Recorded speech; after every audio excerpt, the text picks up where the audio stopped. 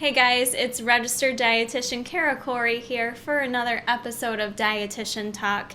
And for today's talk, in the spirit of ending March, which is National Nutrition Month, I've noticed a lot of viewers have been writing comments about wanting to become a dietitian, or they're already in a dietetics program, or how to get an internship. And I've just been getting a lot of questions about that, so I thought it'd be best if I just did a video to hopefully give you guys some advice and help clear things up for anyone out there that's considering going into this field. I do think there's some things you need to know ahead of time. So real brief, I will tell you when and why I became a registered dietitian. I was really interested at a young age at helping people, like when you took the home and careers classes in like junior high, I think it was. At that time, I think I was planning on being a nurse. You're like 11. How the hell do you know what you want to be when you grow up? But that was kind of my thought at a young age, was being in healthcare. And then as I got older and in high school, I did like a lot of home and careers classes in high school too as like extras. So we did a lot of like, part of it was like food and doing recipes, and the other part was nutrition. So I really enjoyed those classes and really liked them. And at the time I wasn't really thinking it would be a career for me.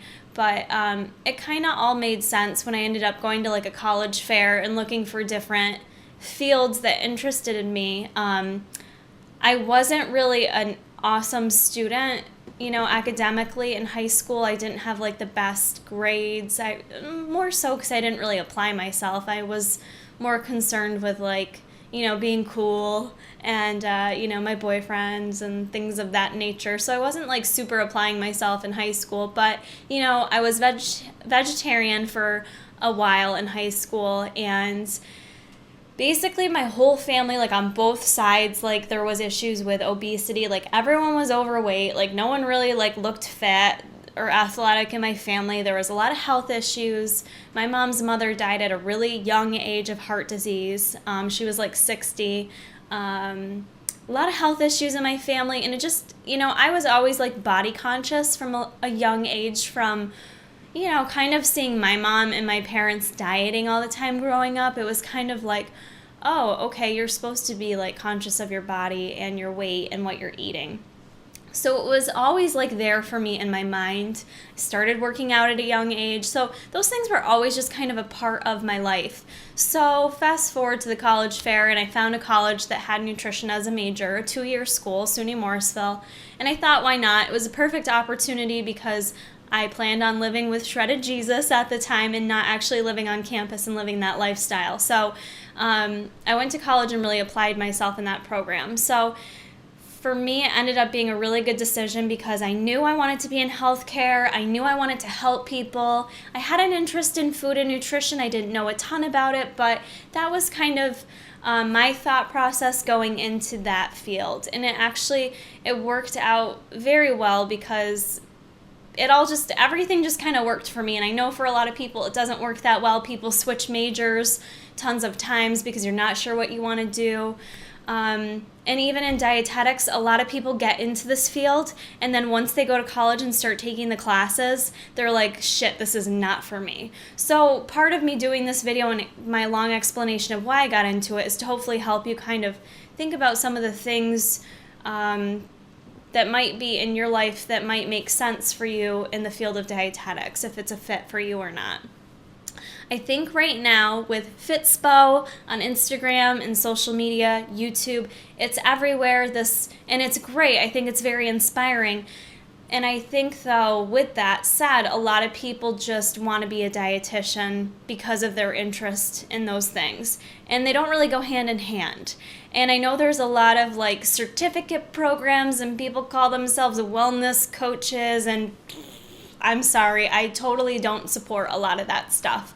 However, I do think like you need to be careful to research what being a dietitian involves, because it involves a lot more than helping people lose weight, and it involves a lot more than just like giving people macro plans and meal plans. And I think I posted something like that on my Instagram the other day, but a lot of people do, I think, want to get into the field because they compete or they like fitness, and that's what they want to do. And yes, that can be part of the field of being a registered dietitian, but there's so much more to it, which is what makes registered dietitians experts in the field and have credentials and be the leaders for nutrition advice, because we're not just educated in one small little area of weight loss. That doesn't give you enough credibility and validity to be able to speak to any person about nutrition guidance. You really have to be educated on every area. And as you know, most of what we do in healthcare is not preventative. It's not helping people get ready, stage lean for a bodybuilding competition. It's mostly working with people in disease states, working with medically compromised patients, whether it be kids, adults, or geriatrics. So you have to be prepared for the gamut of things. So I think one of, my main points of advice would be, number one, if you're thinking about going into the field of dietetics, even if you're in high school right now, reach out to a dietitian, whether it's at a hospital or a nursing home, or maybe you guys have a dietitian within your food service. Within high school food service, there's usually a dietitian who oversees that. Reach out to someone in your area and see if you can even do a phone interview with them, if they're willing to have you shadow them, answer some questions, the basic things to kind of see if that's a good career fit for you. And I know when you're like 17, none of that seems to be that important, but it really can help you see if that's going to be a good fit for you. One thing that really pisses me off is there's a lot of people in healthcare, and not dietitians, however, but there's a lot of people in healthcare who don't like people, who don't like helping people, and who aren't, people.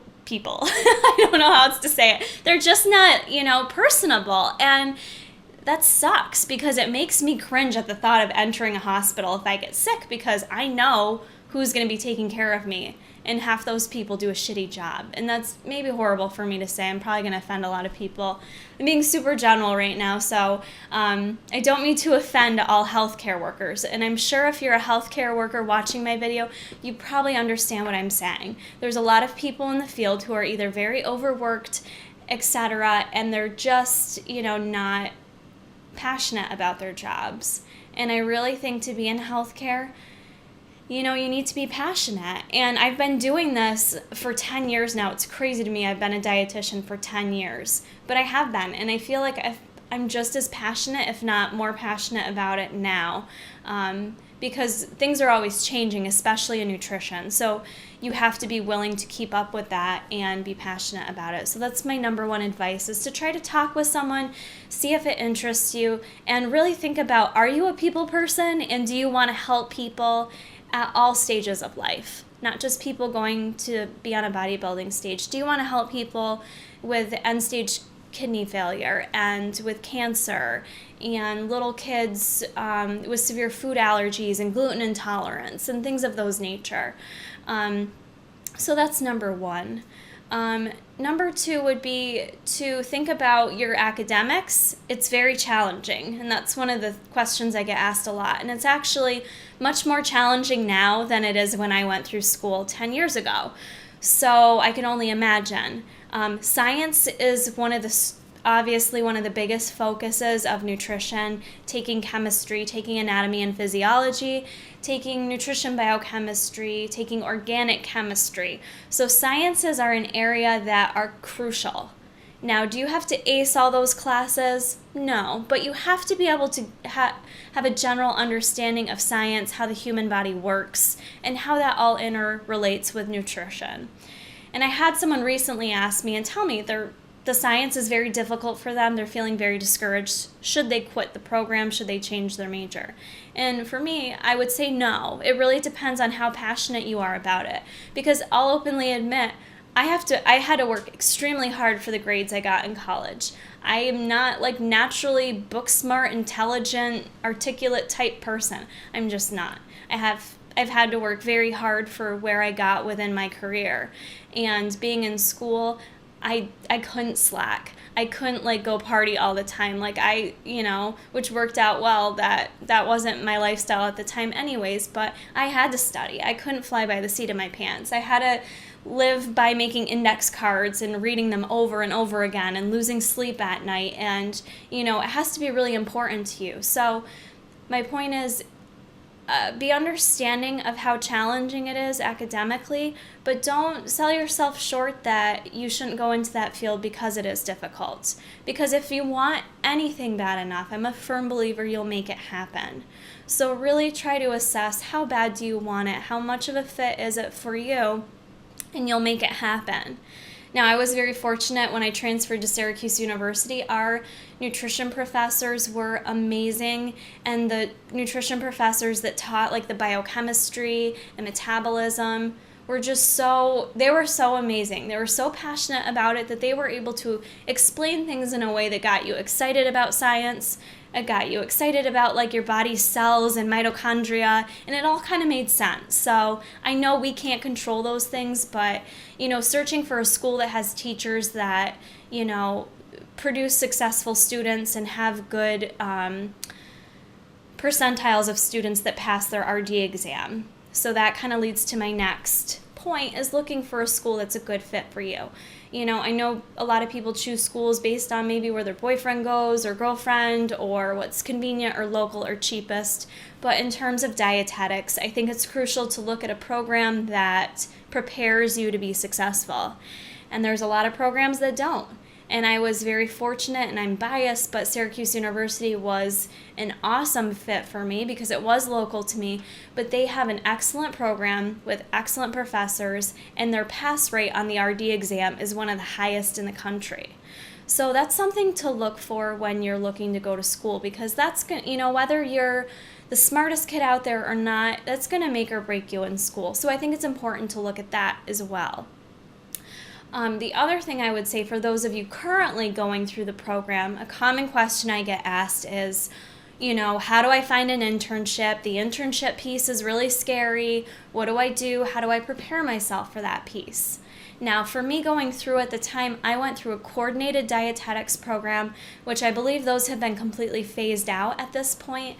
But what that meant was, for me in my senior year of college, I took classes in addition to my internship program and interning at all my different rotations, which was extremely demanding. It was really hard to stay on top of my studies and my internship, and I did work on top of it. So if possible, and I know it's not possible because I had to work, if you cannot work during school, not work during your internship, I'd highly recommend it, because for me it led to having to memorize a lot of things in order to be able to do good on a test versus really having the time to study and understand things and retain them. It's still up in there somewhere, but it takes a bit for me to pull it out. So if you're able to, which some people have to work, you have to somehow have a living to be able to support yourself. So I totally understand it. But if there was some way I could go back in time and not work, I would have, had it have been possible. But in terms of preparing for your internship, most schools you have to apply now, and it's extremely competitive. And some people it takes a couple years before you can even get into an internship. So my advice to you is to, number one, don't just put all your eggs in one basket and apply to one internship program. Even if that's the one you have your heart set on, I've seen many girls, because I've worked closely with the internship program at SU, and I've seen a lot of girls that only apply for one because it's expensive. It's not like you get to apply for free. It costs money. So that initial application that could potentially be a place you never go, yeah, you have to pay like $100. So for every place you apply to, yeah, it's going to cost you money. However, if you want to match with an internship program, I would recommend you apply to at least 3. Have some options open, apply to 3. 2 or 3 is kind of your best bet. And really for these internship programs, it's going to depend on what internship you're applying to, because every different college has a different internship program, or every internship program, I guess, is a little bit different. I can speak for Syracuse University, where it's a very well-rounded internship program. You intern at several different sites, community, clinical, food service. outpatient, the full spectrum of different positions an RD could eventually go into. Some internship programs aren't like that. They're very specific to the majority of your time you're in an acute care setting. So depending on what program you're applying to, you need to make yourself stand out to them. And, a couple tricks or a couple of my tips, I guess, for doing that would be to not waste your undergraduate time not getting experience. Reach out to local places, work with your nutrition professors, and see what volunteer experience you can get. If you don't have any volunteer experience, no one's going to want to even touch you. They will not know how serious you are about the field. So truly, take the time to get a variety of experience under your belt. As a nutrition professional in the Syracuse area, I'm on the plan right now where more volunteers the better, because you're helping me out and it helps you out because it puts good experience on your resume. So reach out to people in the area and try to get some experience. Even if it's slicing a cucumber in a kitchen, then that's still experience for you, because you can always observe your surroundings, the interactions that occur. There's always something to be learned. And that's kind of my other suggestion on top of the volunteer experience, is keep an open mind and be flexible. I don't know how many internship interviews I've done, or even job interviews I've done, where the person has been dead set of what position they want to go into. For you to go into an internship program and tell them that your heart belongs to working in the community, and that's all that interests you, you don't want to work in a hospital, that's going to turn them off. A lot of places look for someone who's very flexible and open to working anywhere and basically taking what experience they can get from it, whether they see it as their career path or not.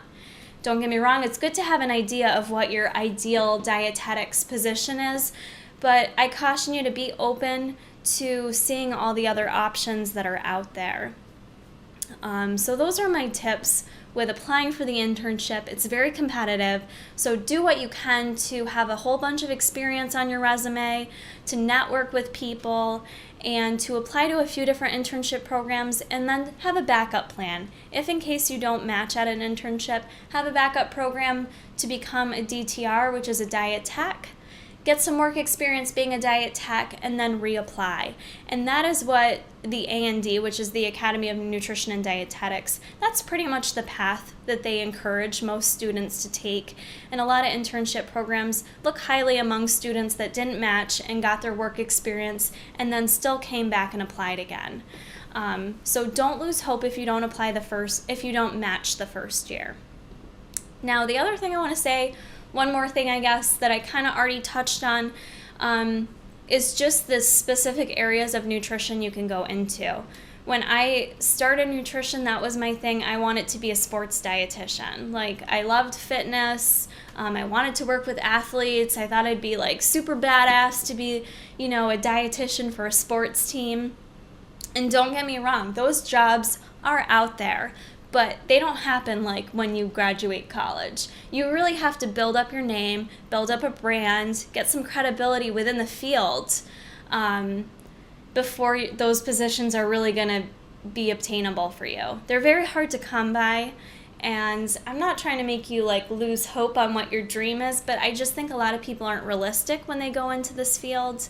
Like I said, it's not about making macro plans for people. You have to be willing to work with all kinds of different disease states, and that's the majority of what you'll learn about going into school to be a dietitian. You're not going to learn about the specifics of helping someone overcome an eating disorder. And I think that's another route that a lot of people get into this field, is because either they had an eating disorder or they knew someone else that did. When you go to school, it's not about learning how to help someone heal from an eating disorder. Now, don't get me wrong, they touch on basics of nutrition counseling and how to work with people, but we're only one part of the team when it comes to eating disorders. So really, that would be a specialty type situation that you would have to further seek education on yourself through the academy. Really during your schooling, you're learning a lot of the base knowledge that you need to then further yourself. all the sciences like I mentioned, and really learning about all those disease states, which they're not all pretty, you know what I mean?